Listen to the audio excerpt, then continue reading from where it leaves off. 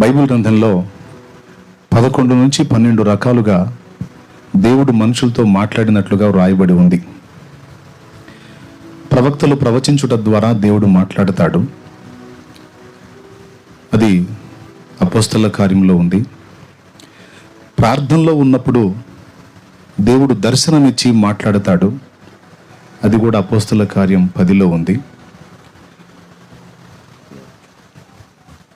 రాత్రి వేళ గాఢ నిద్రలో ఉన్నప్పుడు దేవుడు మాట్లాడతాడు స్వప్నము ద్వారా. అది 3వ రకం. 1 ప్రవచనం, 2 దర్శనం. దర్శనం వేరు, కల వేరు. దర్శనం మనం తెలివిలో ఉండగానే, ప్రార్థనలో ఉండగానే మనకు కనపడుతుంది దర్శనం. స్వప్నం అట్లా కాదు, గాఢ నిద్రలో ఉన్నప్పుడు కలుగుతుంది స్వప్నం. స్వప్నంలో దేవుడు మాట్లాడతాడంటాన్ని కూడా పాత నిబంధనలో యోసేపు కలగనెను అని ఉంటుంది. ఆ కళ ఏమిటో అన్నలకు చెప్పినప్పుడు అన్నలు యోసేపు ఎగతాళి చేస్తారు. కానీ యోసేపుకు వచ్చిన ఆ కళ అక్షరాల నెరవేరిద్ది. అలాగే ఫరో కూడా కలగంటాడు. క్రొత్త నిబంధనలో మరి మరియ భర్త అయిన యోసేపు కూడా కళ ద్వారా దేవుని స్వరాన్ని వింటాడు. ఈ విధంగా కళల ద్వారా దేవుడు మాట్లాడతాడు. ఇదొక పద్ధతి. 3. 4వది పరిస్థితుల ద్వారా దేవుడు మాట్లాడతాడు.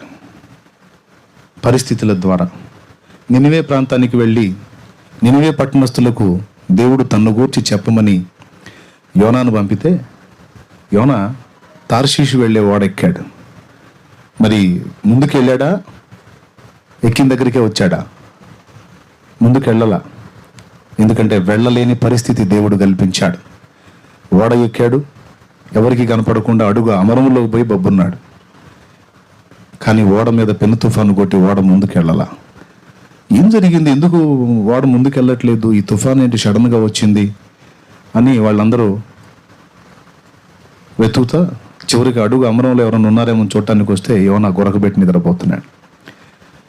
నీకు బుద్ధి ఉందా లేదా? పైన ప్రాణాలు పోయే పరిస్థితుల్లో ఉంటే నువ్వు గొరకబెట్టి నిద్రపోతున్నావా? నిద్రపోతా లే, నువ్వెవరివి, నీ పేరేంటి, నీ ఊరేంటి అని అడుగుతారు. అప్పుడు యోనా చెప్తాడు, ఇది ఎందుకు వచ్చిందో నాకు తెలుసు, మీరు ఎన్ని తిప్పలు పడినా ఈ ఓడ ముందుకు పోదంటాడు. ఎందుకంటే ఈ ఓడ ముందుకు పోవాలంటే నేను వెనక్కి పోవాలి, లేకపోతే ఇది ముందుకు పోదు. కాబట్టి ఈ సమస్య కారణం నేనే అని యోనా చెప్పటం మనకు తెలుసు. అంటే దేవుడు యోనా తర్షీషు వెళ్ళే పరిస్థితి లేకుండా అడ్డు తగిలి వ్యతిరేక పరిస్థితులు కల్పించాడు. కొన్నిసార్లు మనం మొండితనంగా, మూర్ఖంగా కొన్ని పిచ్చి పనులు చేయడానికి ప్రయత్నించినప్పుడు దేవుడు అవి జరగకుండా వ్యతిరేక పరిస్థితులు కల్పిస్తాడు. ఆ పరిస్థితుల ద్వారా దేవుడు మాట్లాడతాడు. నువ్వు ఈ పని చేయొద్దు, ఇది నీకు మంచిది కాదు అని అడ్డు తగులుతాడు. తెలివైన వాళ్ళు దాన్ని గుర్తుపట్టి సర్దుకుంటారు. తెలివి తక్కువ వాళ్ళు మూర్ఖంగా ముందుకు పోయి మూతి పగలగొట్టుకుంటారు. ఓకే. 4. 5వ రకం. ఫస్ట్ చెప్పాను ప్రవచనాల ద్వారా, 2 దర్శనము ద్వారా, 3 స్వప్నము ద్వారా, 4 పరిస్థితుల ద్వారా, 5 అంతరంగంలో ప్రేరేపణ ద్వారా దేవుడు మాట్లాడతాడు. ఇది ఎజ్రా గ్రంథం 1వ అధ్యాయం 2వ వచనం నుంచి చదివితే ఇంకా అనేక వచనాల్లో ఉంటుంది ప్రేరణ ద్వారా దేవుడు మాట్లాడతాడు అని. తర్వాత మోషే దగ్గరికి కానుకలు తీసుకొచ్చినప్పుడు కూడా దేవుని మందిరం కోసం దేవుడు వారిని ప్రేరేపించిన కొలది వారు తెచ్చిరి అని ఉంటుంది. అక్కడ ప్రేరణ కలుగజేస్తాడు. అంటే లోపలే ఒక ఆలోచన పుట్టిస్తాడు. ఈరోజు ఈ ప్రార్థన నేను ఏర్పాటు చేయడానికి ఆ ప్రేరణలో దేవుడు మాట్లాడటమే. తెల్లవారుజామున 5ంటికి లేచాను, మౌనంగా కూర్చున్నాను, మోకాళ్ళు వేద్దామని దేవుడు నాతో మాట్లాడుతున్నాడు. ఈరోజు నువ్వు వెళ్ళి ఆ కార్యక్రమాన్ని చెయ్యి. అక్కడ నా మందిరం రెడీ అయింది కానీ ఇంకా ప్రతిష్ట కాలేదు, నువ్వు త్వరపడి చెయ్యమని దేవుడు నాతో ప్రేరణలో మాట్లాడితే నేను వచ్చాను. దేవునికి మహిమ కలుగును గాక. 5 తర్వాత కొంతమంది భక్తుల ద్వారా డైరెక్ట్గా స్వరంతో మాట్లాడినట్టు మనం గ్రంథంలో తెలుసుకున్నాం. సమూయేలుని బాలుడుగా ఉన్నప్పుడు, షిలోహులోనున్న మందిరంలో ఉన్నప్పుడు సమూయేలు అని స్వరంతో పిలిచాడు దేవుడు. డైరెక్ట్గా వాయిస్ వినపడింది. దైవజనుడైన ఏలీ పిలిచాడేమో అని బాలుడైన సమూయేలు పరిగెత్తుకు పోతాడు. 2 సార్లు పోతాడు. ఏలీకి అర్థమైంది. సమూయేలుని యెహోవా పిలిచాడని గుర్తించి, సమూయేలు ఈసారి నీకు మళ్ళా స్వరం వినబడితే చిత్తము ప్రభువా నీ దాసుడు వినుచున్నాడు, మాట్లాడుమనయ్యా అని చెప్పి పంపిస్తాడు. ఆ తర్వాత మూడవ మారు సమూయేలు మందిరంలోకి వెళ్ళి పండుకుంటే దైవస్వరం మళ్ళా సమూయేలు సమూయేలు అని పిలవటం విని, చిత్తము ప్రభువా, నీ దాసుడు ఆలకించుచున్నాడు, మాట్లాడు, సెలవివ్వు అంటాడు. ఆ తర్వాత ఏం జరగబోతుందో దేవుడు సమూయేలుతో వాయిస్ స్వరముతో మాట్లాడినట్టు గ్రంథంలో రాస్తుంది. ఈ విధంగా స్వరముతో. తర్వాత వాక్యము మనం వింటున్నప్పుడు వాక్యంలో నుండి దేవుడు మనతో మాట్లాడతాడు. 7. తర్వాత వాక్యం మనంగా చదువుతున్నప్పుడు అందులో నుంచి దేవుడు మనతో మాట్లాడతాడు. 8. ఈ రకంగా కొన్ని వివాదాంశమైనటువంటి విషయాలు స్పష్టత కొరకు చీట్లు వేశారు. ఇరు వర్గాలకి వివాదం వచ్చింది ఒక విషయంలో. సరే, మీ మాట కాదు, మా మాట కాదు, దేవుడు ఏం చెప్తాడో తెలుసుకుందామని వివాదాస్పద విషయాల్లో చీట్లు వేయటం ద్వారా దేవుడు తన చిత్తాన్ని బయలుపరిచాడు. ఇది 9. ఈ విధంగా కొన్నిసార్లు ఇతరుల ద్వారా, ఇతర వ్యక్తుల ద్వారా దేవుడు మనతో మాట్లాడతాడు. ఆశ్చర్యం ఏంటంటే కొన్నిసార్లు అన్యజనుల ద్వారా కూడా దేవుడు మనతో మాట్లాడతాడు. వారు వాస్తవంగా దేవుడిని ఎరగని వారే అయినప్పటికీ మనం ఏదైనా బుద్ధిహీనంగా ప్రవర్తించబోయినప్పుడు వాళ్ళు అన్యులైనప్పటికీ కూడా వాళ్ళు మనకు అడ్డొచ్చి, నువ్వు దేవుని బిడ్డవి, ఇలా చేయొచ్చా అంటారు. అది అన్యుడి స్వరం కాదు, దేవుని స్వరం. నువ్వు ఇలాగ మాట్లాడకూడదు, నువ్వు తగ్గించుకో, ఓర్చుకో, నువ్వు దేవుని బిడ్డవి, ఓర్చుకో అని అన్యులు నీతో మాట్లాడుతున్నారు అంటే అది వాళ్ళ సొంత మాట కాదు, వారిలో ఉండి దేవుడు నీకు హెచ్చరిక చేస్తున్నాడని అర్థం. ఈ విధంగా 10 అయినాయి. మరి స్పీడ్గా రాసుకునే వాళ్ళు రాసుకుంటారు. అయిపోయింది. ఇక 11వ రకం, ప్రకృతి ద్వారా ప్రపంచంతో దేవుడు మాట్లాడతాడు. ఈ పాయింట్ మెయిన్. ప్రకృతి ప్రశాంతంగా ఉన్నప్పుడు ప్రపంచంలో ఉన్న మనుషులందరూ కూడా చాలా హ్యాపీగా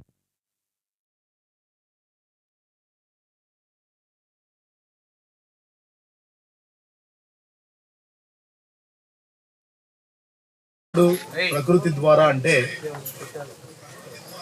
కొన్నిసార్లు మనిషి ఎట్లా తయారవుతాడంటే విచ్చలవిడిగా తయారవుతాడు, దేవుని భయం లేకుండా. దేవుడు అనేవాడు ఒకడు ఉన్నాడని, ఆయన భూమిని నిర్మించిన వాడని, మండలం అంతటిని కూడా ఆయన పరిపాలిస్తున్న వాడని, సర్వలోకానికి తాను చక్రవర్తి అని దేవుణ్ణి గుర్తించకుండా మూర్ఖంగా దేవునికి వ్యతిరేకంగా తిరుగుబాటుదారులుగా మనుషులు తయారవుతూ దేవుణ్ణి దుఃఖపెట్టేటువంటి ఘట్టాలు ప్రారంభం నుండి ఇప్పటిదాకా జరుగుతూనే ఉన్నాయి.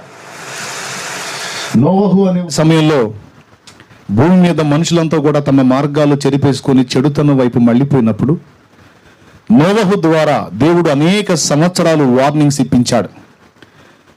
నోవహు ద్వారా దేవుడు నీతిని ప్రకటింపజేశాడు. అనేక సంవత్సరాలు, ఒక సంవత్సరం కాదు, పై నుండి జల ప్రళయం రాబోతుంది, ఆకాశం నుండి నీళ్లు కురవబోతున్నాయి. అది ఏ స్థాయిలో అంటే మనం బ్రతకం, మునిగి చనిపోతాం, అంతగా నీళ్లు పైనుండి రాబోతున్నాయి అని నోవహు ప్రకటించాడు. ప్రమాద హెచ్చరిక జారీ చేశాడు. దయచేసి నీ పాప జీవితాలు మార్చుకోండి, చెడు నడవడి మార్చుకోండి, దేవునికి భయపడండి, మారు మనసు పొందండి అని నోవహు అనేక సంవత్సరాలు ప్రకటించాడు. పాపం ఆయన ఎన్నిసార్లు ప్రకటిస్తే అన్నిసార్లు అవమానపరచబడ్డాడు. ఆ మూర్ఖులు ఆయన మాట పెడచెవిన పెట్టి అవిధేయులయ్యారని బైబిల్ గ్రంథంలో రాయబడి ఉంది, పేతురు పత్రికలో. చివరికి ఆ హెచ్చరికలు ఇప్పించి ఎంతకీ వారు మార్పు నొందకపోవటం వలన నోవహు కాలములో భయంకరమైన జల ప్రళయం వచ్చింది. వాళ్ళు ఎందుకు నమ్మలేదు నోవహు మాట అంటే, పైనుంచి అగ్ని కురిసిద్ది అంటే ఇప్పుడు మీరు నమ్ముతారా? ఆవిరి లేచి భూమిని తడిపితే, విత్తనం నాటితే పంట అద్భుతంగా వచ్చేది. భూగర్భం నుండి ఆవిరి లేచి నేలను చదును చేసేది. ఆ చదునుతో, ఆ తడితోనే మొక్కలు పెరిగేవి, పంటలు ఉత్పత్తి అయ్యేవి. నోవహు టైం వరకు కూడా భూమి మీద దేవుడు వర్షము పంపలేదు. ఆ తరువాత ఇక వీళ్ళు ఎంత చెప్పినా కూడా నోవహు చెప్పిన మాట వినలా. హాస్యంగా తీసుకున్నారు, ఎగతాళి చేశారు, హేళన చేశారు. వారి చెడుతనము దిద్దుకోల, మార్పు చెందల. ఇక దేవుడు చెప్పిన సమయం అయిపోయింది. దేవుడు తప్పేమి ఉండదండి. ప్రతి ఒక్కడికి కూడా దేవుడు జరగబోయే చెప్తాడు. సంభవింపబోయే సంగతులు ఆయన ధర్మంగా తన పిల్లలందరికీ ముందే హింట్ ఇస్తాడు. ఆయనకు సమీపంగా ఉన్న వాళ్ళు వింటారు, ఆయనకు సమీపంగా ఉండని వాళ్ళు వినరు. ఈరోజు ఇక్కడ మనం ప్రేయర్ పెట్టాం, మాట్లాడుతున్నాం. పాపం కొంతమంది ఆ చెట్లలో కూడా వచ్చి కూర్చొని వాక్యం వింటున్నారు, కొంతమంది అటుపక్క కూర్చొని వింటున్నారు దూరంగా కూర్చొని, కొంతమంది అయితే అసలు రాలేదు, వాళ్ళ ఇళ్లలో టీవీలు చూసుకుంటూ ఉండొచ్చు, లేదా సెల్ ఫోన్ చూసుకుంటూ ఉండొచ్చు, లేదా అష్టాచెమ్మ ఆడుతూ ఉండొచ్చు, లేదా పిచ్చపాటి మాటలు మాట్లాడుకుంటూ ఉండొచ్చు. వాళ్ళని మనల్ని అందరినీ ఉద్దేశించి దేవుడు మాట్లాడతాడు. అయితే ఎవరు అందుబాటులోకి వచ్చారో వాళ్ళకు మాత్రమే దేవుని మాట అందుతుంది. ప్రపంచం అంతటితో దేవుడు మాట్లాడతాడు, కానీ దేవునికి అందుబాటులో జనం ఉండరుగా. ఎంతమంది దేవుని పాదాల దగ్గర ప్రతిరోజు కాసేపు కనిపెట్టుకునే మనుషులు ఉన్నారండి? పొద్దున్న లేచిన దగ్గర నుంచి సాయంత్రం దాకా బ్రతుకు తెరువు కోసం కష్టపడటం ఒక ఎత్తు అయితే, కష్టపడి సంపాదించిన దాన్ని అనుభవించడం కోసం జీవితాన్ని ఖర్చు చేయటం మరో ఎత్తు. ఎప్పుడయ్యా మనిషి దేవుని గురించి ఆలోచించేదంటే ఆ కిడ్నీలు పోయినప్పుడో, ఆ గుండె భయంకరంగా ట్రబుల్ వచ్చినప్పుడో, ఆ మెదడులో ఏదైనా గడ్డలు వచ్చినప్పుడో, ఆ లివర్ ఫెయిల్ అయినప్పుడో, ఏది ఇక పోతాం అనేది కన్ఫర్మ్ అయినప్పుడు, ఇక అప్పుడు అంతా ప్రభువేనయ్యా, అంతా నాయనేనయ్యా అనే డైలాగ్ అప్పుడు వచ్చింది. ఇవన్నీ బాగున్నంత వరకు మిడిమేళం, మామూలు మిడిమేళం కాదు, నడమంత్రం, మామూలు నడమంత్రం కాదు. వాళ్ళు ఇష్టం వచ్చినట్టు ఊరేగుతూ ఉంటారు, దేవుని మాటలు హాస్యంగా తీసుకుంటారు, ఎగతాళి చేస్తారు. ఓకే, దేవుడు కొందరితో మాట్లాడతాడా, అందరితో మాట్లాడతాడా? పెద్దగా చెప్పండి, నో తెరిచి. మరి ఎవరికి వినపడిద్ది? ఎస్, దేవునికి ఎవరు సమీపస్తులై ఉంటారో వారికి వినపడిద్ది, ఎవరు దూరస్తులై ఉంటారో వారు గుర్తించలేరు. నోవహు దేవునితో గడిపాడు కాబట్టి నోవహుకు సమాచారం వచ్చింది, ఒరే బాబు ఇలా జరగబోతుంది, జాగ్రత్త పడండర్రా అని చెప్పి నోవహు మొత్తుకుంటే నోవహు ఎగతాళి చేశారు తప్ప ఎవడు మారు మనసు పొందలా. ఒకరోజు రానే వచ్చింది దేవుని స్వరం, మళ్ళా నోవహుకు వినపడింది, నోవా వెళ్ళిపో ఓడలోనికి, నువ్వు నీ భార్య నీ పిల్లలు కుటుంబం మొత్తం వెళ్ళిపోండి. మొత్తాన్ని లోపల పంపించేశాడు. భూజంతువులలో ప్రతి జాతిలో రెండేసి, ఆడుది ఒకటి మగది ఒకటి అందులో పంపించేశాడు. డోర్ దేవుడు క్లోజ్ చేశాడు. నోవహు ఒకవేళ డోర్ వేసుకుంటే వాళ్ళోళ్ళు వచ్చి తలుపు కొట్టారనుకో, అయ్యా నోవహా నేను మీ బాబాయినరా, అయ్యో నీళ్ళు వస్తున్నాయిరా, నీ మాట వినలేదు, తలుపు తీ అయ్యా లోపలికి వస్తా అంటే, బాబాయ్ రా బాబాయ్ అని తలుపు తీస్తాడు. మరి బాబాయి అంత ప్రేమ గల బాబాయి పాపం కొడుకు చెప్పినప్పుడు కాస్త వినాలిగా. కొడుకు చెప్పిన ఒరే పోరే అని ఎగతాళి చేశాడు. ఇప్పుడేమో అయ్యా బాబాయిని రా, పీకల దాకా వచ్చినాయి అయ్యా నీళ్లు, తలుపు తీరా అంటే ఈయన సెంటిమెంట్తో తీసాడు అనుకో, ఈయన కూడా పోతాడు, ఎందుకంటే మొత్తం వచ్చేస్తారు లోపలికి. కాబట్టి దేవుడు ఏం చేశాడు తెలుసా? నోవహు ఏదన్నా పాప భీతితో వాళ్ళకి తలుపు తీసే అవకాశం ఉంది కనుక వాళ్ళకి ఇచ్చిన సమయం అయిపోయింది, ఎంత సేటు నేను కొట్టుకున్నా నువ్వు కొట్టుకున్నా వాళ్ళు వినలా, కాబట్టి శిక్షార్హులు, పో లోపలికి వెళ్ళిపో అని మొత్తాన్ని లోపలికి చేర్చాడు. డోర్ క్లోజ్ చేశాడు.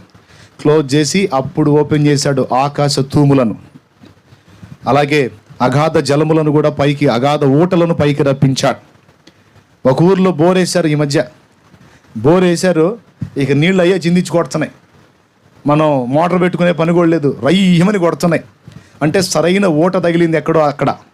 మంచి ఊట తగిలితే మనం నీళ్లు దానంతట అదే ఊరతా ఒక దశకు వచ్చేస్తాయి, ఒక స్థాయికి వస్తాయి. అట్లా కాదు, సరైన జల తగిలిందంటే పైకి కూడా చెమ్మించి కొడుతుంది.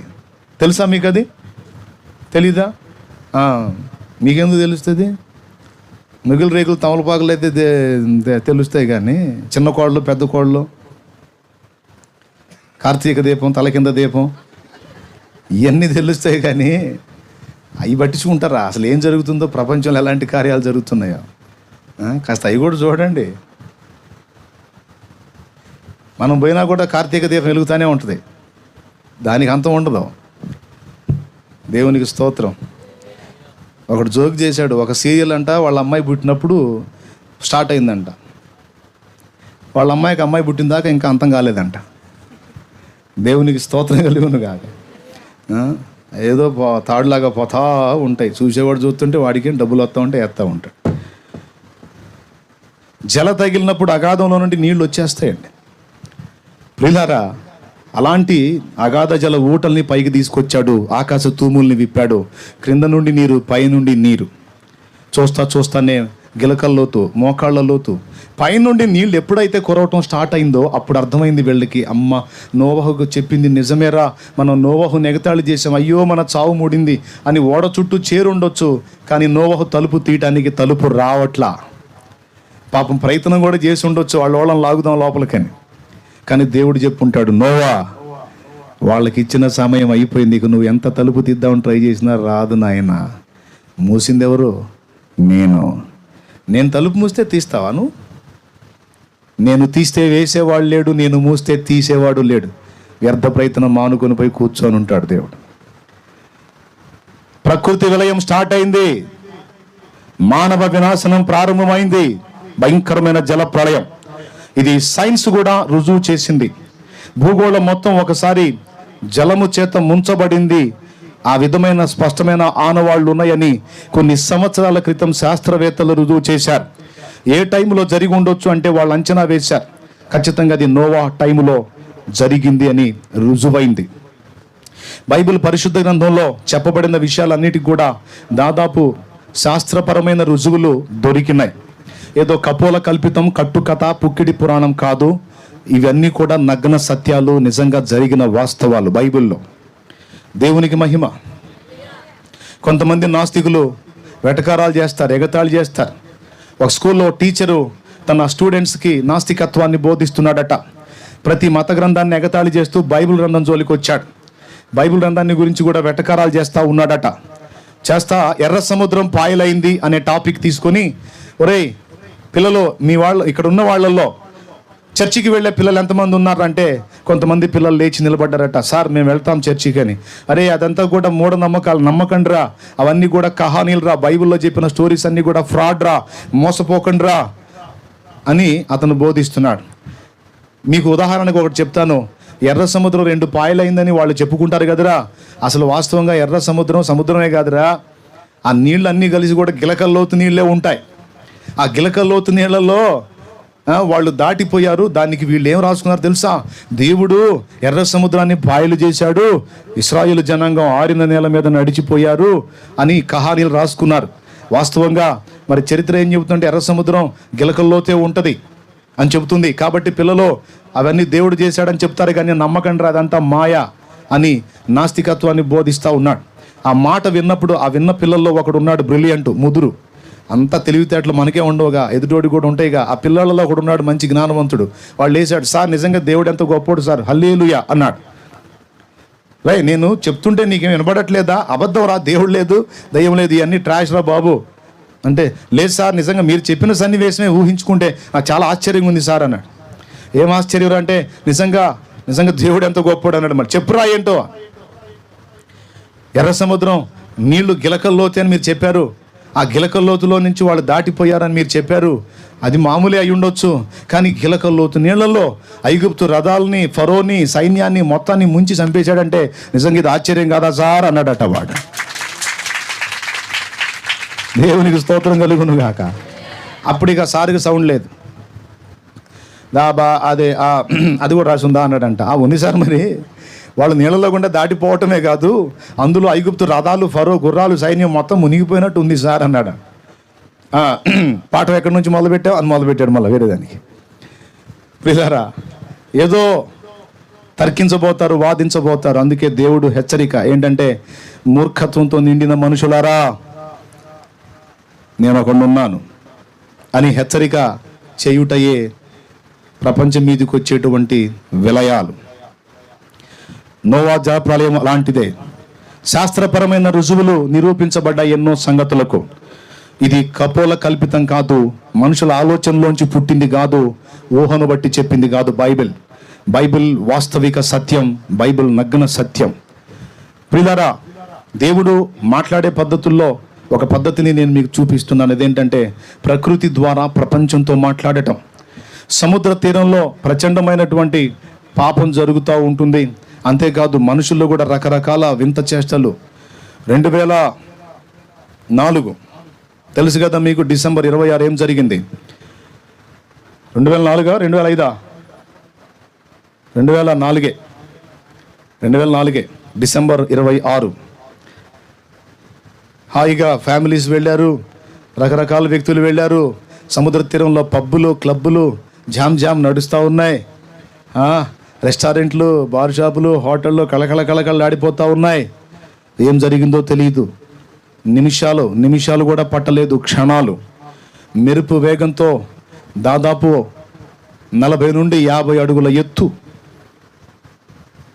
దగ్గర నుండి 60 పైచిలుకు ఎత్తు లేచింది. అలా వచ్చి పడింది తీర ప్రాంతాల మీద. దాదాపు 1,60,000 మంది కొన్ని క్షణాలలో అసువులు బాశారు. అంత భయంకరమైన విలయం. ఒక్క క్షణము, కొన్ని క్షణాలు అంతా కలిపి సరిగ్గా 2-3 నిమిషాల నిడివి కూడా లేదు. ఒక్కసారి ఉదుటున అలాగ వచ్చేసింది. జస్ట్ అలా పొంగి సర్దుకుంది. ఆ పొంగి సర్దుకున్న టైంలో ఎంతమంది అసువులు బాసారంటే 1,60,000 మంది కంటే ఎక్కువ మంది. ఏం జరిగింది? సునామీ, భయంకరమైన జల విలయం, సముద్ర తీర ప్రాంతాలు ముంచెత్తింది. విచిత్రం చెప్పనా, రాబోతున్న ఉపద్రవం జంతువులకి పక్షులకి తెలిసింది, కానీ మనుషులకు తెలియలా. సముద్ర తీర ప్రాంతాల్లో ఇలాంటి పల్లెటూరు ప్రజలు పశువుల్ని జంతువుల్ని పెంచుతూ ఉంటారు కదా. ఆ పశువులన్నీ కూడా, గేదెలైతే మేకు చుట్టూ తిరిగి కేకలు వేయటం మొదలుపెట్టినాయట, కుక్కలైతే ఆ దిక్కు తిరిగి కేకలు వేయటం మొదలుపెట్టినాయట. అంటే భూగర్భంలో ఉన్న కొన్ని రకాల జంతువులు బయటికి పరిగెత్తినాయట. అంటే ఏం జరగబోతుందో జంతువులకు సమాచారం అందింది. వాటికంటే ఎన్నో రెట్లు జ్ఞానవంతుడైన మనిషికి మాత్రం ఏం జరగబోతుందో తెలియలేదు. తెలుసా మీకు? సునామీ జరిగినప్పుడు, ఆ జలప్రళయం వచ్చినప్పుడు మీరు కావాలంటే ఎంక్వైరీ చేసి చూసుకోండి. జంతువులకు ఇన్ఫర్మేషన్ వచ్చింది, కానీ మనిషి దాన్ని గుర్తుపట్టలేకపోయినాడు. 1,60,000 మంది మొత్తం బలైపోయారు. ఈరోజు కరోనా వల్ల దాదాపు 5 లక్షల మంది కంటే ఎక్కువ మంది ప్రాణాలు కోల్పోయారు. తెలుసా మీకు? 5 లక్షల మంది కంటే ఎక్కువ ఈరోజు న్యూస్ చూస్తే. ఇంకా ఎంతమంది బలి కాబోతున్నారో. ఎందుకు ఈ విలయాలు, ఎందుకు ఈ దారుణాలు అంటే దేవుణ్ణి మరచి మానవుడు మూర్ఖుడై, నాగరికత పెరిగింది, నాలెడ్జ్ పెరిగింది, జ్ఞానం పెరిగింది, నేను ఏదైనా చేస్తాను, నేను ఏదైనా సాధిస్తాను, నాకు అన్నీ తెలుసు, నేను బాగా డెవలప్ అయ్యానని మూర్ఖించి వెర్రితలలు వేస్తుంటే ఎక్కిన నిశాన్ని దించడానికి దేవుడిచ్చే కొన్ని రకాల ప్రతికూల పరిస్థితులు, హెచ్చరికలు, వార్నింగ్స్, ఇలాంటి ఇన్సిడెంట్స్. నేను చెప్తున్నా, దేవుని అనుమతి లేకుండా ప్రపంచంలోకి ఏ విలయం రాదు. ఎందుకంటే సకల విశ్వము దేవుని వశంలో ఉంది. ఆయన సెలవు లేకుండా ఏదన్నా వస్తుందా?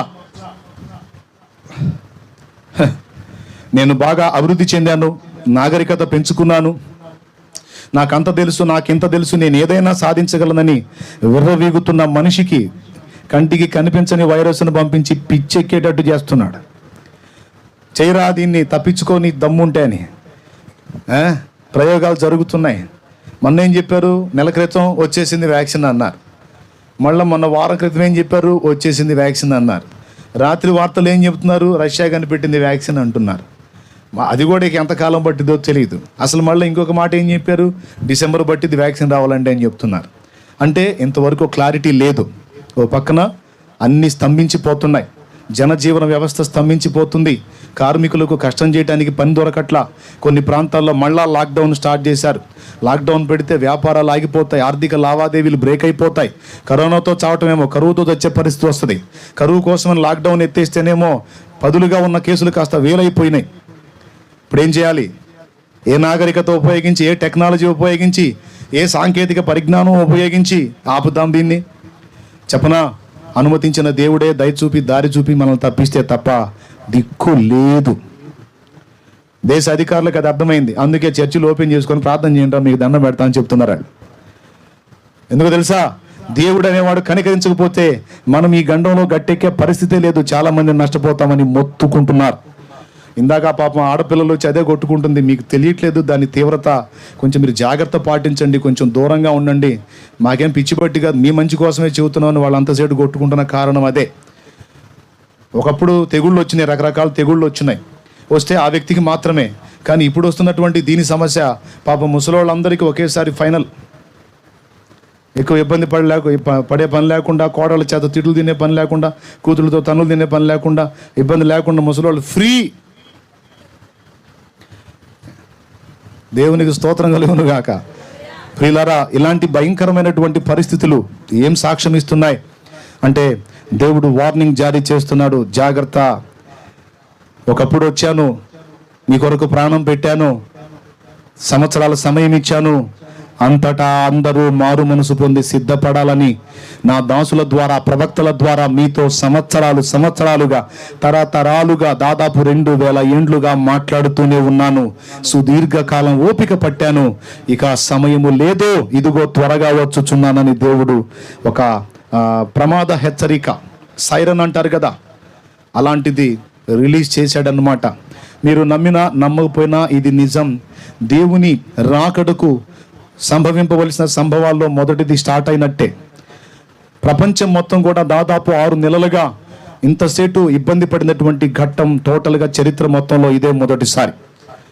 అంతకుముందు రకరకాల తెగుళ్ళు వచ్చినాయి. ప్లేగు వ్యాధి వచ్చింది, కలరా వ్యాధి వచ్చింది, ఎన్నో రకాల తెగుళ్ళు వచ్చినాయి. ఒక ప్రాంతాన్ని, ఒక దేశాన్ని, ఒక ప్రదేశాన్ని ఎఫెక్ట్ చేసినాయి. కానీ టోటల్ ప్రపంచం మొత్తాన్ని కూడా వణికిస్తున్నటువంటి ప్రమాదకరమైన వైరస్ ఇప్పుడు లైన్లోకి వచ్చింది. ఒకవేళ ఇంకా కొద్ది కాలం తర్వాత ఏదన్నా మెడిసిన్ కనిపెట్టి దీని నుండి తప్పించుకున్నాం అని సంబరపడచ్చు. కొద్ది బ్రేక్ తర్వాత మళ్ళీ ఇంకొకటి ఎంటర్ అవుతుంది. ఎందుకంటే యేసుక్రీస్తు ప్రభు యొక్క 2వ రాకడ సంభవాలను గురించి శిష్యులు ఆయనను అడిగినప్పుడు మత్తయి సువార్త 24వ అధ్యాయంలో యేసు ప్రభు చెప్పాడు ఆయన రాకడకు ఎలాంటి సంభవాలు జరగబోతున్నాయో అని. ఏం సంభవాలు జరగబోతున్నాయంటే కరువులు, భూకంపాలు, తెగుళ్ళు, యుద్ధాలు అనేటువంటి 4 సంగతులు చెప్పాడు. యుద్ధాలను గురించిన సమాచారం మీరు వినబోదురు అనే మాట అన్నాడు. తెగుళ్ల ప్రస్తావన కూడా ఆయన తీసుకొచ్చాడు. ప్రకటన గ్రంథం 6వ అధ్యాయంలో కూడా ఆయన రాకడకు ముందు 7 ముద్రలు విప్పబడినప్పుడు ఒక్కొక్క ముద్ర విప్పినప్పుడు ఒక్కొక్క విధమైన సంభవం జరిగినట్టు ప్రకటన గ్రంథం 6లో కూడా మనకు రాయబడి ఉంది. కొంచెం నిశ్శబ్దం పాటించండి, నేను ముగింపులోకి వస్తాను. పిల్లరా జాగ్రత్తగా వినండి. ఇలాంటి సంభవాలన్నీ జరగబోతున్నాయి. ఇవన్నీ జరగక మునుపు నేను రావటం కుదరదు, నా రాకడకు ముందు మీకు సూచనలు అని ఆయన చెప్పినటువంటి వాటిల్లో వరుసగా ఒక్కొక్కటి నెరవేరటానికి ఇదిగో ఇది ప్రారంభం. ఇప్పుడు క్లియర్గా మనకు అర్థమవుతుంది, అన్నిటి ముగింపులోకి మనం ఎంటర్ అయ్యాం. ఇక రాకడ ఎంతో దూరం లేదు, ఇక ఎంతో టైం లేదు అనేది సుస్పష్టం. అసలు యేసు ప్రభు నిజంగా 2వ రాకడ వస్తాడా, నిజంగా ఆయన రాకడ గురించి అంత స్పష్టంగా ఉందా అంటే ఒక బైబిల్ గ్రంథమే కాదు, హిందూ సోదరులు నమ్ముతున్నటువంటి బ్రహ్మంగారి కాలజ్ఞానం అనేటువంటి పుస్తకం నేను చదివాను, నా దగ్గర కూడా ఉంది. బ్రహ్మంగారు కాలజ్ఞానంలో చెప్పాడు, కలియుగాంతము సమయంలో శ్రీ శ్రీ శ్రీ వీరభోగ వసంతరాయుడు వస్తాడు అనే మాట బ్రహ్మంగారు ప్రవచించాడు. కొంతమంది బ్రహ్మంగారు చెప్పిన మాట నమ్మకపోవచ్చు, విస్మరించవచ్చు. కానీ నేను, నా పితరులు ప్రారంభం నుండి ఆ పుస్తకాలు చదివాం, ఆ పూజలు కూడా మేము చేశాం. ఆ బ్రహ్మంగారు ఒక భక్తిపరుడు, ధ్యానపరుడు, ఒక తపస్సంపన్నుడు, మన వంటి సామాన్య మానవుడే. ఆయన జీవిత భాగస్వామి ఉంది, గోవిందం అని ఆమెను వివాహం చేసుకుని పిల్లల్ని కన్నాడు. మనవ సంతానం ఆయనంతా కూడా వంశం ఇప్పుడు కూడా కందిమల్లయ్యపల్లి అనే ప్రాంతంలో ఉంది. ఆ మఠం అది అంతా కూడా తెలుసు. మా తాతల్లో ఒకడు మఠంలో కలిసినోడు ఉన్నాడు. ఎందుకంటే క్లియర్గా సమాచారం తెలుసుకొని నేను చెప్తున్నా. ఒక ప్రార్థనాపరుడైన వ్యక్తి అయితే అవుతాడు. సృష్టికర్త అయిన దేవుడు తానని మాత్రం ఎక్కడ బ్రహ్మంగారు చెప్పలేదు. అయితే బ్రహ్మంగారు ఎండింగ్ పాయింట్స్ గురించి కొన్ని మాటలు చెబుతూ కలియుగాంతమున శ్రీ శ్రీ శ్రీ వీరభోగ వసంతరాయుడు వస్తాడనే మాట మాట్లాడాడు. భక్తులు అంటే బ్రహ్మంగారిని ప్రేమించే వాళ్ళు ఏం రాశారంటే బ్రహ్మంగారే వీరభోగ వసంతరాయుడే వస్తాడు అని వారు మాట్లాడారు. అయితే బ్రహ్మంగారి పుస్తకం చదివినప్పుడు నాకు ఒక సంగతి అర్థమైంది. ఇప్పుడు హైందవ సాహిత్యం ప్రకారం ఒక అవతారం ఎత్తినటువంటి దేవుడు ఆ అవతారం చాలించక మునుపు ఇంకొక అవతారంలోకి ప్రవేశించడం సాధ్యం కాదు పురాణాల ప్రకారం. ఇప్పుడు రామావతారం ఎత్తాడు, ఆ అవతారం చాలించి కృష్ణావతారం ఎత్తాడు అని పురాణాలు రాయబడ్డాయి. అలాగే బ్రహ్మంగారు ఒక అవతారం ఎత్తాడు, బ్రహ్మంగారు అవతారం ఎత్తాడు అనుకుందాం. ఆయనే మళ్ళా వీరభోగ వసంతరాయుడిగా వస్తాడు అంటే ఆ అవతారం చాలించాలి ఆయన. ఏ అవతారం? బ్రహ్మంగారి యొక్క అవతారం చాలించి మళ్ళీ మరొక అవతారంలో పుట్టి పెరిగి పెద్దవాడై లైన్లోకి రావాలి. కానీ బ్రహ్మంగారు చనిపోయాడా, అవతారం చాలించాడా అంటే మీరు కందిమల్లయ్యపల్లి వెళితే ఆయన జీవ సమాధి ఉంది అని ఒక సమాధి చూపిస్తారు. అంటే ఒక టైంలో బ్రహ్మంగారు అనేటువంటి ఈయన సమాధిలోకి ప్రవేశించాడు, ప్రాణంతోనే సమాధిలోకి వెళ్ళాడు, మొత్తం క్లోజ్ చేయించాడు. అందులో ఆయన ప్రార్థనలో ఉన్నాడు, తపస్సులో ఉన్నాడు, ధ్యానంలో ఉన్నాడు. కొడుకు నమ్మకుండా మరి ఇరుగు పొరుగులు విమర్శలు చేస్తూ ఉంటే ఆ విమర్శల్ని బట్టి వాళ్ళ తల్లిని అడిగాడు, నువ్వు బొట్టెందుకు తీలా, గాజులు ఎందుకు తీలా అంటే, మీ నాన్న చనిపోతే నేను తీస్తాను, ఆయన జీవ సమాధిలో ఉన్నారు, అంటే ఆయన ఏకాంతంగా ధ్యానంలో ఉన్నారు, ఆయన బతికే ఉన్నారు, చచ్చిపోతే కదా నేను తీయటానికి, ఆయన తపస్సులో ఉన్నాడు నాకు తెలుసు అని ఈమె మాట్లాడింది. కొడుకు నమ్మలా. ఎందుకంటే తండ్రి చనిపోవటం కొడుకు చూడలా. పోతులూరయ్య అనేవాడు వెళ్ళి గడ్డపార తీసుకొని వాళ్ళ నాన్నని సమాధిలోకి పంపించిన తర్వాత ప్యాక్ చేసిన రాయి ఏదైతే ఉందో ఆ రాయి తొలగించి లోపల తలబెట్టి పరిశీలిస్తే అక్కడ వాళ్ళ తండ్రి సజీవంగానే తపస్సు చేస్తా, అంటే మన భాషలో ఆయన ప్రార్థన చేస్తా, ధ్యానం చేస్తూ ఉంటాడు. అది చూసి ఆశ్చర్యపోతాడు. తర్వాత మళ్ళా రాయి పెట్టి క్లోజ్ చేస్తాడు. ఇది వాళ్ళు రాసినటువంటి చరిత్ర, ఇది పుస్తకంలో, బ్రహ్మంగారి స్టోరీలో. ఇప్పుడు ఆయన తన అవతారాన్ని ఇంకా చాలించలా. ఆ అవతారం అలానే ఉంది, బ్రహ్మంగారు అనే పాత్ర అలానే ఉన్నాడు. మరి ఆయన ఏం చెప్పాడు? కలియుగాంతంలో వీరభోగ వసంతరాయుడు వస్తాడనే మాట చెప్పాడు కదా. అంటే బ్రహ్మంగారే వీరభోగ వసంతరాయుడిగా వస్తే అవతారం అయిపోయి ఉండాలి అందులో. కానీ అవతారం కాలేదు, ఆయన అలానే ఉన్నాడు. ఆయన అలానే ఉన్నాడు అంటే వీరభోగ వసంతరాయుడు అనేవాడు వేరేవాడై ఉండాలి. ఎవరిని గురించో బ్రహ్మంగారు చెప్పు ఉండాలి. ఎవరిని గురించి ఆయన చెప్పు ఉండాలి అంటే ఆ పేరులోనే మనకు అర్థం దొరుకుతుంది. వీరభోగ వసంతరాయుడు. వీరుడు అంటే జయించినవాడు, వసంతము అంటే పెండ్లి, రాయుడు కుమారుడు. జయించిన వాడై, వీరుడై, పెండ్లి కుమారుడై ఆయన వస్తాడు అని ఒక ఆయన గురించి బ్రహ్మంగారు చెప్పాడు. వీరుడా, వీర భోగ వసంత రాయుడు. వీరుడు అంటే జయించినవాడు, భోగము అంటే శ్రీమంతుడు, వసంతరాయుడు అంటే పెండ్లి కుమారుడు. ఈ 3 మాటలకి సరైనటువంటి అర్హుడుగా కనపడుతుంది ప్రభువైన యేసుక్రీస్తు. నాకు అర్థమైంది బ్రహ్మంగారు ప్రవచించింది మరెవరిని గురించో కాదు, యేసయ్యను గురించి అని. యేసయ్యను గురించి ఆయన ప్రవచించాడని నాకు స్పష్టంగా అర్థమైంది. ఎందుకంటే జయించినవాడు యేసే, శ్రీమంతుడు అనే పేరు కూడా యేసుదే. అంతేకాదు పెండ్లి కుమారుడుగా రాబోతున్నవాడు కూడా యేసే. మీరు బైబిల్ గ్రంథంలో మత్తయి సువార్త 25వ అధ్యాయంలో మీరు కానీ గుర్తు చేసుకుంటే, చదవాల్సిన అవసరం కూడా లేదు, 25లో ఏముంటుందో తెలుసా? 10 మంది కన్యలు, 5గురు బుద్ధి గలవారు, 5గురు బుద్ధి లేని వారు కన్యకల స్టోరీ ఉంది కదా. వారు ఎవరి కోసం ఎదురు చూశారు? పెద్దగా చెప్పాలి, పెండ్లి కుమారుడి కొరకు ఎదురు చూశారు. 25లో యేసు పెండ్లి కుమారుడుగా రాబోతున్నట్లుగా ఉపమాన భాషలో చెప్పబడింది. అంతేకాదు ప్రకటన గ్రంథం 19లో కూడా గొర్రెపిల్ల వివాహోత్సవ సమయం ఆసన్నమైంది, వధువు తను తాను సిద్ధపరచుకున్నది, గొర్రెపిల్ల వివాహోత్సవమునకు పిలువబడిన వారు ధన్యులు అని ప్రకటన గ్రంథం 19లో ప్రస్తావిస్తాడు. దేవునికి స్తోత్రం. పెండ్లి కుమారుడుగా చెప్పబడిన మరొక దైవం ఎవ్వరూ లేరు, ప్రభువైన యేసుక్రీస్తే. ఆయన యందు విశ్వాసం ఉంచి మారు మనసు పొంది రక్షణ బాప్తిస్మం పొంది సిద్ధపడిన పరిశుద్ధ గుంపు మొత్తాన్ని కూడా తీసుకొని తనతో కూడా యుగయుగాలు తన ప్రక్కన ఉంచుకొని పాలించడానికి ప్రభు రాజైతే భూమి మీద నుండి వెళ్ళే మనమందరము కూడా ఆయనకు రాణిగా, పట్టమహిషిగా, రాణంటే మన మనుషుల్లో ఒక రాణి స్త్రీలాగా కాదు, ఆయన ఏలికైతే తర్వాత సెకండ్ ఏలికలంగా మనల్ని చేయాలని మనల్ని తీసుకొని వెళ్ళడానికి యేసు ప్రభు రాబోతున్నాడు. ఆయన విజయం పొందినవాడు, జయించినవాడు. ఏమేమి జయించాడు? యేసు పాపమును జయించాడు. యేసు అరిషడ్ వర్గాలను జయించాడు. కామ, క్రోధ, లోభ, మోహ, మద, మత్సర అనేటువంటి ఈ అరిషడ్ వర్గాలు, నేను వాటికి లొంగిపోయాను, బానిసనయ్యాను, మీరు వాటికి లొంగిపోయారు, బానిసలయ్యారు. మీలో కామాన్ని జయించిన వారు, క్రోధాన్ని జయించిన వారు, లోభాన్ని జయించిన వారు, మోహాన్ని జయించిన వారు, మదాన్ని జయించిన వారు, మత్సరాన్ని జయించిన వారు ఎంతమంది ఉంటారు అని నేను అడిగితే మీకు సౌండ్ ఉండదు. ఎందుకంటే 6 ఏదో ఒకటి మన దగ్గర ఉండనే ఉంది. అన్నీ జయించిన పరిపూర్ణ పరిశుద్ధులు ఎవరు మన దగ్గర లేరు. ఆ మాటకు వస్తే నేను నా సాక్ష్యంలో చెప్తున్నా, నేను గతంలో విపరీతంగా మొక్కి ఆరాధించినటువంటి ఆ దేవీ దేవతలు సైతం అరిషడ్ వర్గాలను జయించలేకపోయారని పురాణాలు సుస్పష్టంగా సాక్ష్యం ఇస్తున్నాయి. అవి చదివి నేను చెప్తున్నాను. అర్థమైందా? నేను పరమత దూషణ చెయ్యను, కాకపోతే వాళ్ళ జీవితాలు చదివాను. వాళ్ళని గురించి ఏహ్యంగా కూడా నేను మాట్లాడను. ఎందుకంటే వాళ్ళ చరిత్రలు చదివినప్పుడు నేను గతంలో మొక్కిన వారి గురించి నాకేమర్థమైందంటే, వాళ్ళు నా వంటి సామాన్య మానవులే అని అర్థమైంది. మా పితరులు, మా తాత ముత్తాత, మా అమ్మ నాన్న, నేను మొత్తం కలిసి మొక్కింది మాకంటే బలహీనులైన సామాన్య మానవులకే అనే సంగతి నాకు అర్థమైంది. ఎందుకంటే వాళ్ళు పాపమును జయించలేకపోయారు, కాముకత్వాన్ని జయించలేకపోయారు, బహుభార్యాత్వాన్ని కలిగి ఉన్నారు, క్రోధాన్ని జయించలేకపోయారు. కనుకనే ఒకరితో ఒకరు యుద్ధాలు చేశారు, ఒకరినొకరు చంపుకున్నారు. లోభాన్ని జయించలేకపోయారు, అందుకే ఒకని భార్యను ఒకడు ఆశించారు.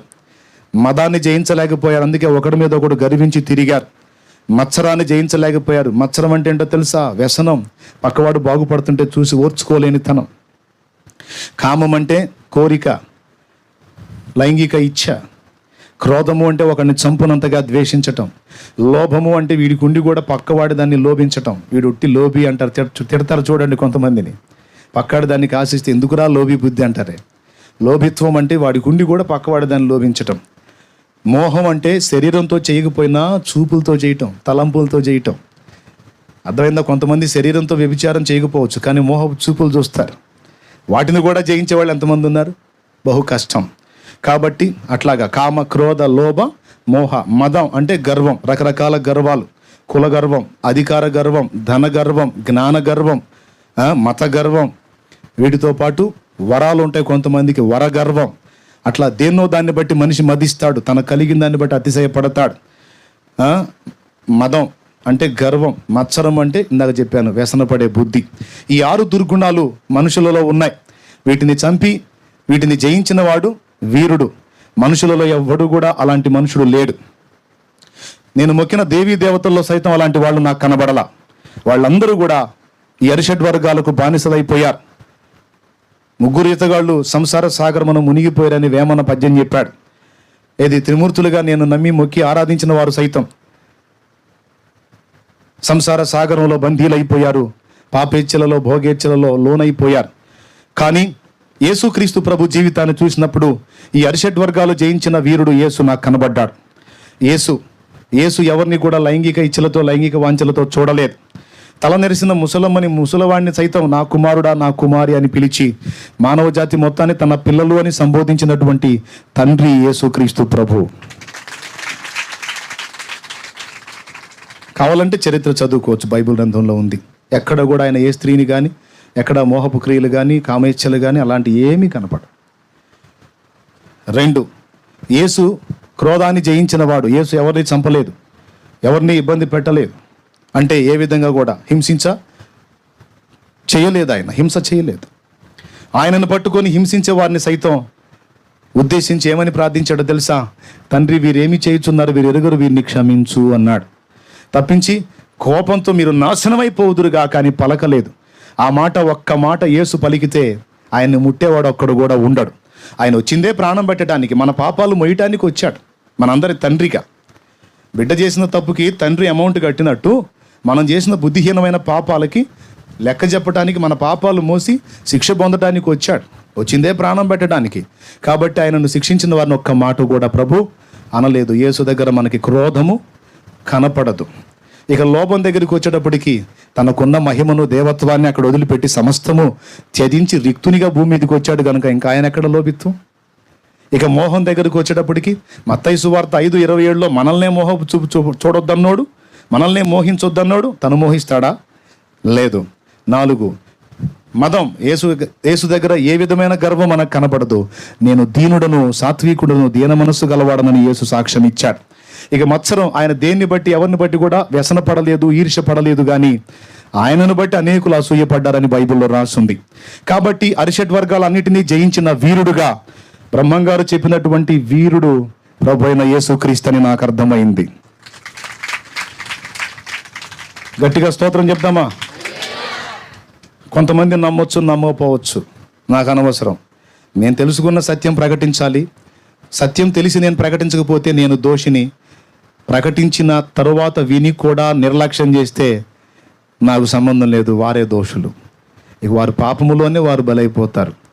Okay, right. ఇంకా ఏమేం జయించాడు యేసు? పాపాన్ని జయించాడు, అరిషడ్ వర్గాలను జయించాడు. ఓకే, శరీరాశలను జయించాడు ఆయన. అంతేకాదు మరణాన్ని జయించాడు. మనందరి కోసం సిలువలో ప్రాణం పెట్టాడా?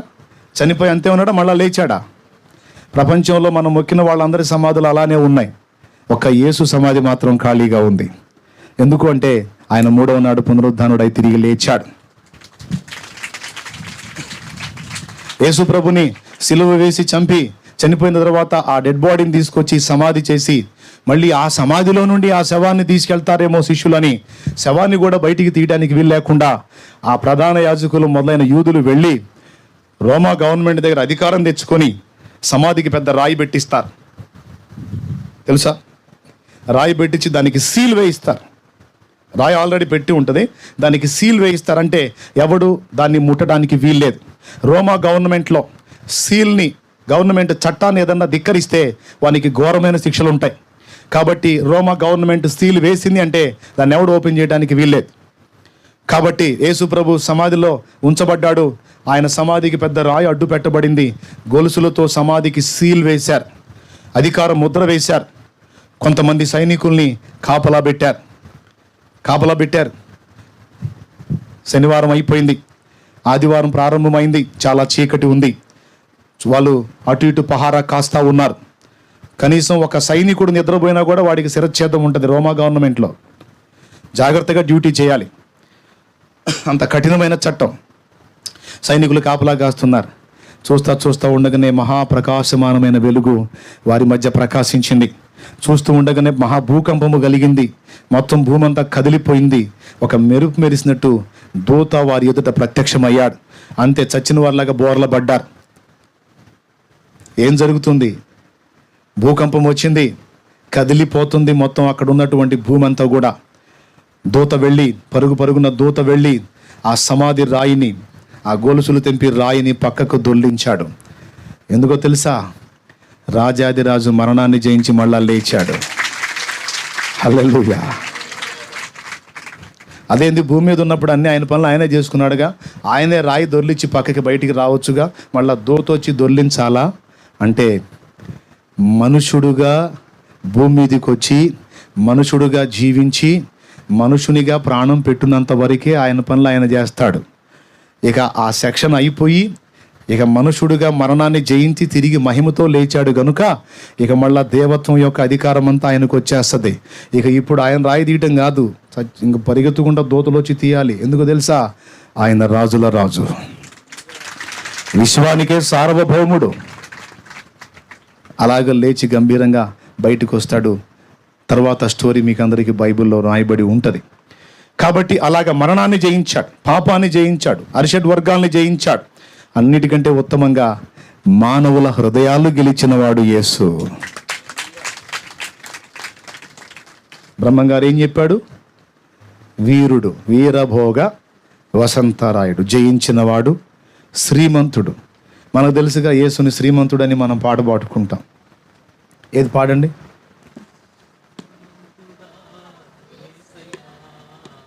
అంత నీరసంగానా? ఇంతసేపు మాట్లాడినాడు, నాకు నీరసం రావాలి. మీరు ఒట్టిగా వింటున్నాయిగా. ఏది పాడండి, గట్టిగా పాడండి.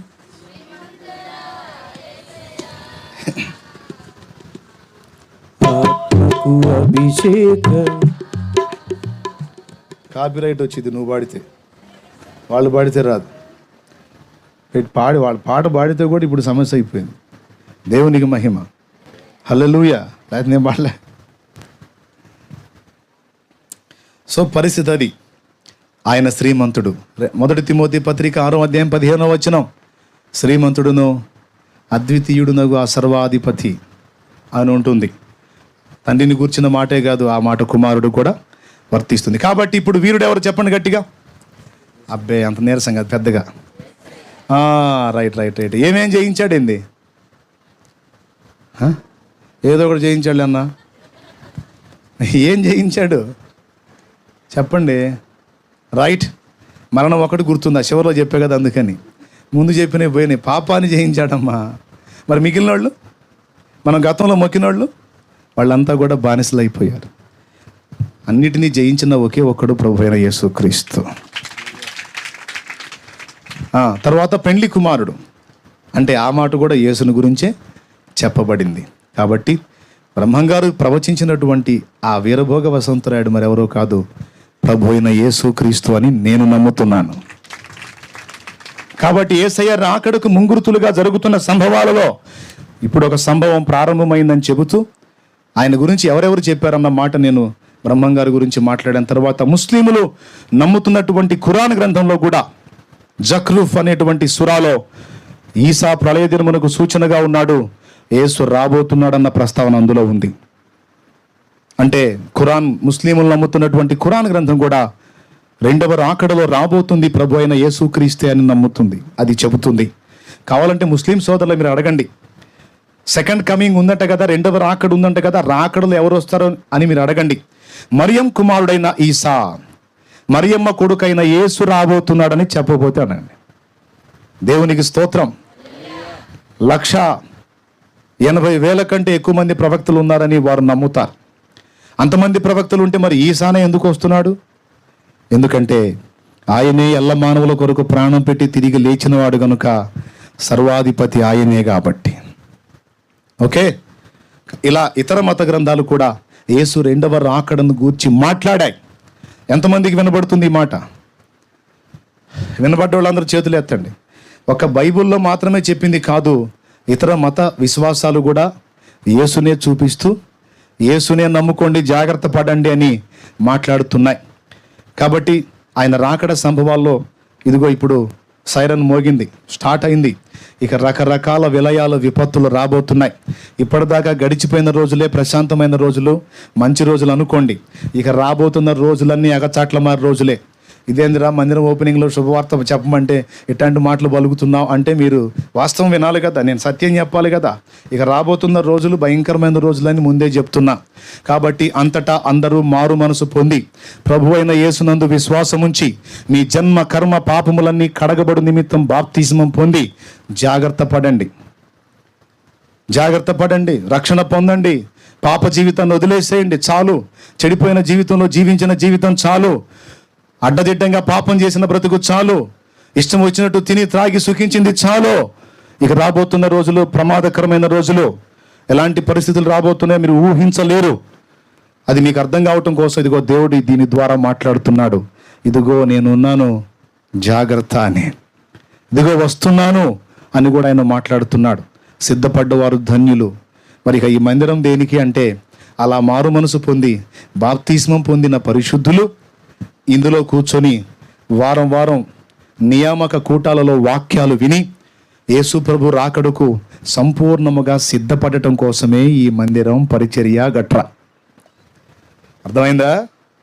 అంటే యేసు ప్రభుని నమ్మి మారు మనసు పొంది బాప్తిస్మం పొందటమే కాదు, బాప్తిస్మం పొందిన వారు పరిపూర్ణులు కావాలంటే ప్రతి వారము లేక ప్రతి నియామక కూటం, అంటే శుక్రవారం కావచ్చు, బుధవారం కావచ్చు, ఇప్పుడు మనవి ఉన్నాయి కదా, అట్లాగా అనేక సందర్భాల్లో వాక్యం బోధించి దేవుని నుండి తొలగిపోకుండా కాపాడి ఆయన రాక వరకు రక్షణ పొందిన వారిని భద్రం చేయటం కోసమే ఈ పరిచర్య. ఎంతమందికి అర్థమైందండి? మరి రక్షణ పొందిన వారు తప్పకుండా సహవాసంలో కలిసి బలపడండి. ఇంకా రక్షణ పొందకుండా ఇక్కడ ఉన్న వాళ్ళు ఎవరైనా ఉంటే రాబోతున్న ఉపద్రవాల్ని తప్పించుకొని బ్రతుకుట కష్టం. ఒకవేళ మనం దేవుణ్ణి తెలుసుకొని కూడా పాపాలు కడిగి వేసుకోకుండా చనిపోతే నిత్య నరకానికి వెళ్ళడం ఖాయం. సత్యం తెలియకుండా ఒకవేళ జారిపోతే అది వేరే సంగతి. దేవుడు కూడా ఆలోచిస్తాడు, పాపం తెలియదు కదా అని. తెలిసి కూడా స్పష్టంగా ఎరిగుండి కూడా మనం నిర్లక్ష్యం చేసి రక్షణ పొందకపోతే రేపు యేసు ప్రభు లెక్క అడుగుతాడు. నేనేం చేయమన్నాను? ఓ 10 లక్షలు ఇవ్వమన్నానా? లేకపోతే ఓ సంవత్సరం పాటు మోకాళ్ళ మీద ఊళ్ళన్నీ తిరగమన్నానా?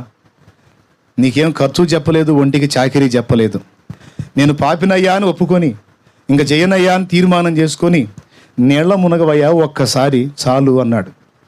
నా నామంలో మునగవయ్యా, ఆ ఒక్క మాట చాలు, ఇక నేను ఎత్తుకుంటా నీ బరువంతా అని నేను బంగారం లాంటి అవకాశం నీకు ఇస్తే ఆ చిన్న మాట కూడా నువ్వు వినరైతివి, మరి ఇక నీకు ఎట్లా నేను పరలోకం తీసుకెళ్ళాలి అని యేసుప్రభు అడిగితే మనకు సౌండ్ ఉండదు.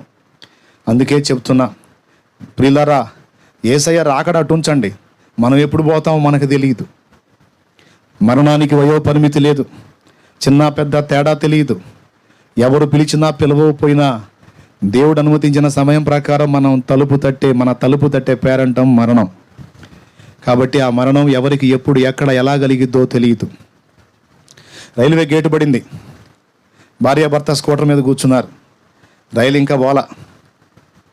రైలు పోతే గేటు తీసేస్తారు, అవతలికి వెళ్ళిపోతారు. గేటు పడింది, భార్యాభర్త ఇద్దరు బండి మీద కూర్చున్నారు హాయిగా మాట్లాడుకుంటా.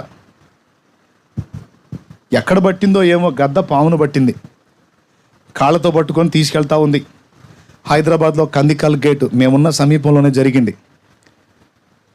గద్ద పామును తీసుకొని వెళ్తూ ఉంది.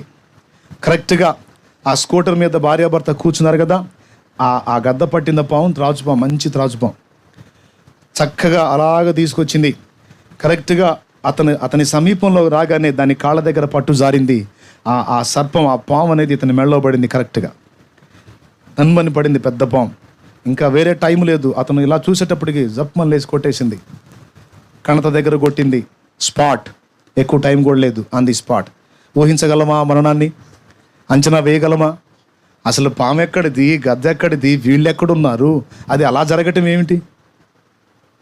మనం ఊహించలేం. ఎప్పుడు ఎవరికి ఎక్కడ ఎలా మూడుద్దో తెలియదు. అందుకే చెప్తున్నా, కొంతమందికి శరీరంలో కాస్త పుష్టి, ఎముకల్లో కాస్త బలం ఉన్నందున కొంచెం మిడిమేళంగా నడమంత్రంగా ఆలోచన చేసేవాళ్ళు కొంతమంది ఉన్నారు. ఎగతాళి పెడద్రంగా వ్యవహరించేవాళ్ళు. నేను చెప్పనా, ఎక్కువ అవసరంలా నీకు తమిళ సినిమా నీ వాళ్ళే చూపిస్తారు. తమిళ సినిమా అర్థం కాని సినిమా ఎప్పుడో తెలుసా? జస్ట్ బ్రెయిన్లో అంత చిన్న గడ్డొచ్చి ఒక పక్క చచ్చుబడితే చాలు, సావాలేక బతకలేక అప్పటిదాకా మనం ఇంట్లోకి అడుగు పెడితేనే గడగడగడలాడిపోయే మనుషులు తలా ఒక తన్ను దనబోతారు. పనికొస్తేనే సోదరులారా ఎవరికైనా విలువ గౌరవం వాడుకునేది. వీడు పనికొస్తాడు అనుకుంటేనే విలువ ఇచ్చేది, గౌరవం ఇచ్చేది, ఆడకైనా మగకైనా. ఈ పనికిరారు ఇక వీళ్ళ దగ్గర సరుకు అయిపోయిందంటే ప్రతి ఒక్కడు దన్నబోతాడు. ఏమంటారు? ముసలోళ్ళ సంగతి మాత్రమే కాదు నేను చెబుతుంది, కుర్రోళ్ళ సంగతి కూడా చెప్తున్నా. రాదని గ్యారెంటీ ఉందా? వ్యాధి రాదని గ్యారెంటీ ఉందా? చావు రాదని గ్యారెంటీ ఉందా? కాబట్టి కండసిరి నడమంత్రపు సిరి చూసుకొని మిడిసి పడకుండా ఎవరికి వాళ్ళు జాగ్రత్త పడి తప్పుడు జీవిత విధానాన్ని మార్చుకొని మారు మనసు పొంది రక్షణ బాప్తిస్మం పొంది చేసిన పాతకాలన్నీ కడిగేసుకొని పరిశుద్ధులై యేసు ప్రభు రక్తము కింద దాగితిరా సరే 7 సేవలే పోవో అని తృణీకరిస్తే రేపు మీ గతి నేను కూడా చూస్తా.